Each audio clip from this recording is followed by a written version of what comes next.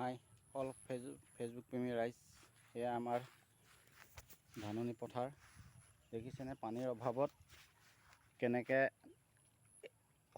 অলপকৈ ৰুব লগা হৈছে। মোৰ ছোৱালী আৰু মোৰ পৰিবাৰে ৰুই আছে।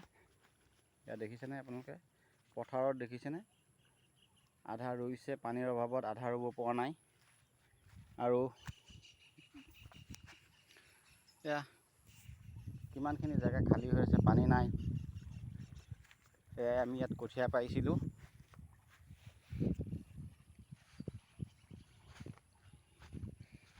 পানীৰ অভাৱত খেতি কৰিব পৰা নাই।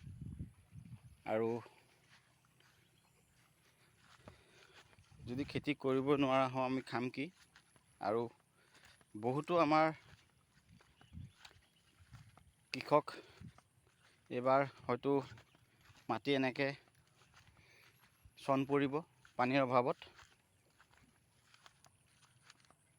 আজিলৈ আহোঁ, বাই।